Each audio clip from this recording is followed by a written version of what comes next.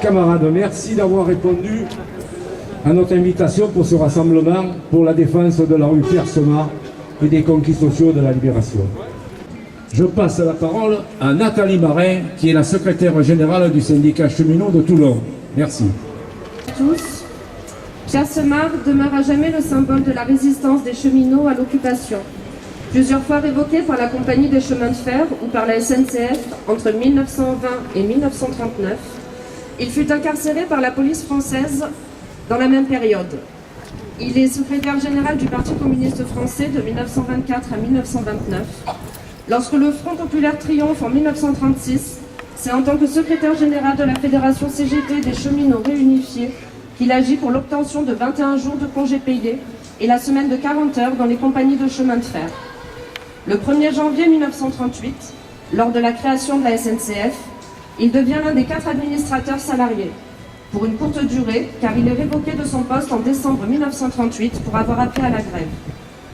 Après une succession de mesures répressives prises à son encontre, la bourgeoisie collaboratrice française emprisonne Pierre-Semard le 20 octobre 1939 et le livre à l'occupant nazi. Le 7 mars 1942, à Évreux, Pierre-Semard tombe sous les balles d'un peloton d'exécution. Cet acte, qui visait à museler et soumettre au joug des nazis la corporation et la fédération clandestine, va à l'inverse renforcer les cheminots dans leur résistance, leur combat revendicatif, jusqu'à la grève générale et à l'insurrection en 1944. Aujourd'hui, nous défendons le devoir de mémoire. Nous ne sommes pas opposés à un quartier des arts dont notre ville aurait bien besoin, mais nous refusons que des rues portant le nom de combattants et combattantes pour la liberté et l'émancipation humaine soient débaptisées. Nous ne devons pas les oublier. L'appel d'offres à la concurrence pour le ferroviaire de notre région est catastrophique pour les agents comme pour les usagers. La SNCF a été créée suite à la faillite des compagnies privées exploitant le réseau ferré français. Comment, avec un système de concurrence exacerbé de nos jours, des compagnies privées auraient la capacité de résister à une crise comme celle que nous connaissons actuellement? La politique actuelle de la région est tournée vers la déshumanisation des gares et à bord des trains, alors que la demande des usagers est d'avoir un accès facilité, avec des guichets ouverts et de la présence humaine en gare du premier au dernier train, du personnel à bord pour leur sécurité et l'orientation, des trains à l'heure grâce à du matériel et un réseau performant et de qualité, entretenu par des professionnels du service public ferroviaire. Une meilleure desserte pour désenclaver le centre et le nord de notre région, en réouvrant des lignes pour offrir une alternative aux voyageurs, comme pour du fret, avec des moyens de transport respectueux de l'environnement en correspondance.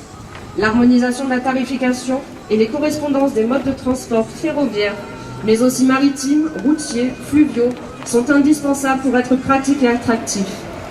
À l'heure où s'avancent et grandissent les idées de haine et de xénophobie, qui divisent les peuples sous couvert d'un système capitaliste qui conduit à la situation économique et sociale désastreuse que nous connaissons, les valeurs de solidarité, de paix et de justice sociale portées par la CGT doivent être diffusées et partagées avec le plus grand nombre. Elles sont l'héritage des idées et des combats de Pierre-Semard, homme d'exception. Sachons affirmer notre fierté d'être guidés par son courage et ses convictions.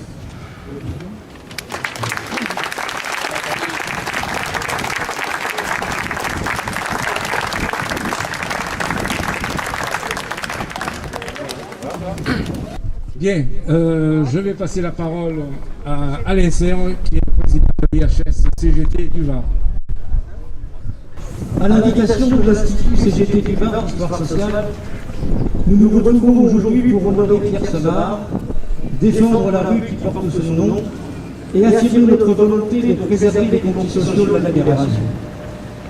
Beaucoup d'entre vous étaient déjà rassemblés à notre initiative le 3 octobre 2017 dans cette rue Pierre-Semard pour dire notre refus de l'avoir transformée en rue des Arts sous la lunette de la municipalité, soucieuse de gommer le passé du mouvement ouvrier et d'en finir avec une rue issue de la libération. Ce jour-là, nous avons posé nos propres plaques Pierre-Semard, permettant ainsi aux passants de découvrir qui fut ce dirigeant communiste et CGTiste qui a contribué à la naissance de la SNCF et défendu le service public. Nos plaques sont toujours présentes car la municipalité n'a pas osé y toucher. Ce 3 octobre 2017, la municipalité de Toulon annonçait que finalement, la rue Pierre-Semard ne serait pas débaptisée, avouant de fait que c'était bien son intention. Notre action a pesé, mais avec beaucoup de lucidité, nous avons alors déclaré « Nous avons gagné une bataille, mais pas la guerre ». Hubert Falcon, dans un premier temps, a écrit avec prudence dans la revue municipale la rue Pierre-Semard dans le quartier des Arts.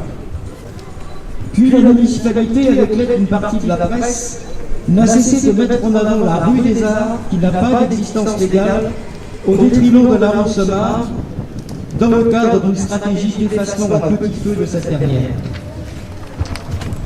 La rue Pierre-Semard est actuellement un enjeu politique et économique. En effet, le groupe Céban vient d'acquérir 51% de la société civile immobilière qui gère les 24 commerces de cette rue et la place de Guerre.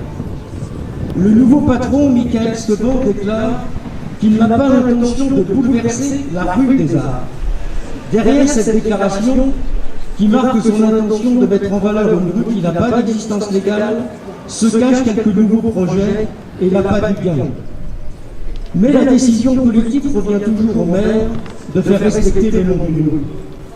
Dans ce contexte, l'Institut CGT du Var d'Histoire Sociale a décidé de réagir et a pris la responsabilité d'appeler ce matin à ce rassemblement suivi d'une manifestation.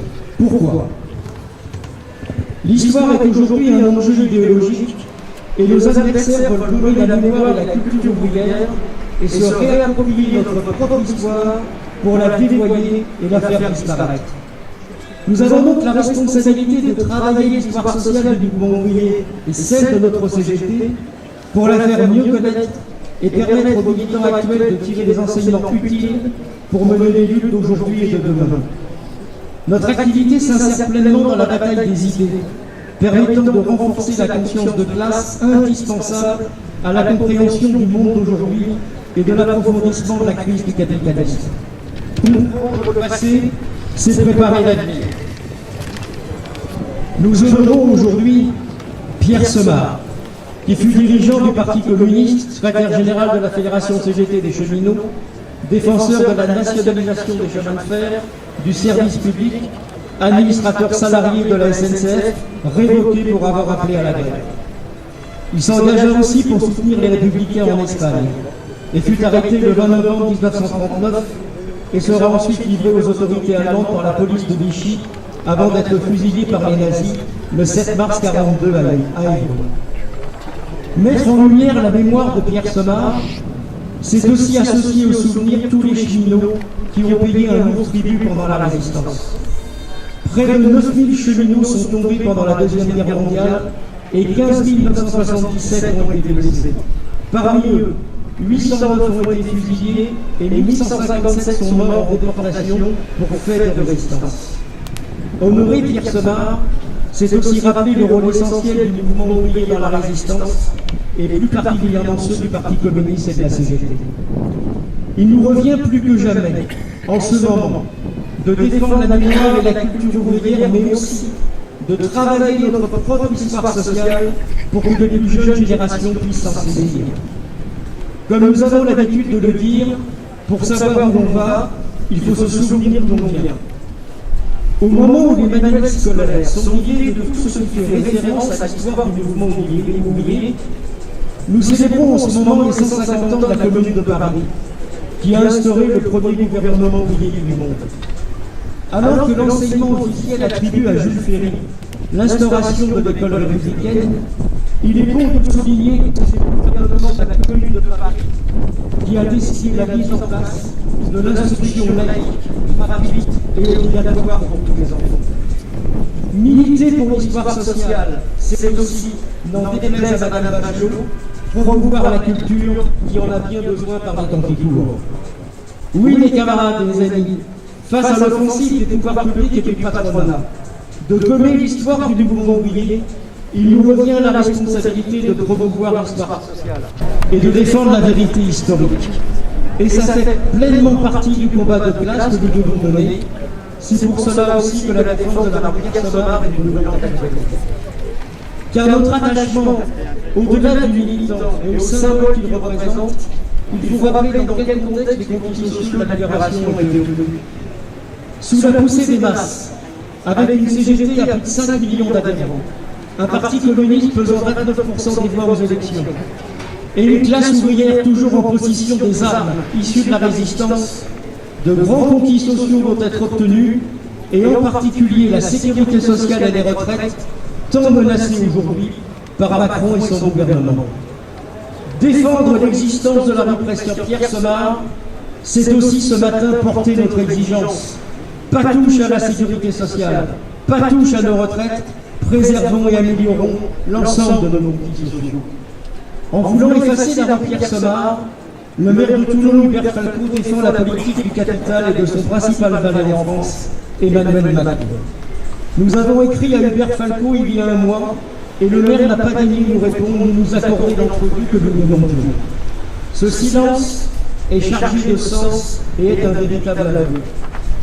Alors, mes camarades, on ne lâche rien pour que vive la rue Pierre Semard. Et je vous informe aujourd'hui que là, le maire a tenu ses engagements. Les deux plaques Esther Poggio de la résistance Esther Poggio ont été reposées au Halles. Et puis nous poursuivons notre bataille pour l'obtention d'une rue Martha Desrumaux à Toulon. Le prochain numéro de notre revue Luttes et Mémoires du Var rendra compte de l'initiative de ce matin et des suites qui seront décidées. Et je vous invite aussi à aller sur notre site pour prendre connaissance de l'ensemble des activités de notre institut. Et j'invite les camarades et amis qui sont présents, qui ne sont pas encore adhérents à notre institut, à nous rejoindre. Le combat que nous menons n'est pas à la marge du syndicalisme. Bien au contraire, il fait pleinement partie de l'activité syndicale de la CGT. Cette manifestation est une étape de la construction d'un plus large rapport de force pour en faire entendre raison à la municipalité. Nous poursuivrons tous ensemble nos actions pour que le maire nous reçoive et pour obtenir des garanties concrètes concernant l'avenir de la rue Pierre Semard. Nietzsche a écrit que l'homme de l'avenir est celui qui aura la mémoire la plus longue. Modestement, les militants de l'IHS mettent en lumière le passé pour aider à la construction des jours heureux de demain. N'oublions pas, les communards montaient à l'assaut du ciel. Alors vive l'histoire sociale, vive notre CGT, tous ensemble dans l'action pour défendre les conquis sociaux de la libération, et que vive la rue Pierre Semard.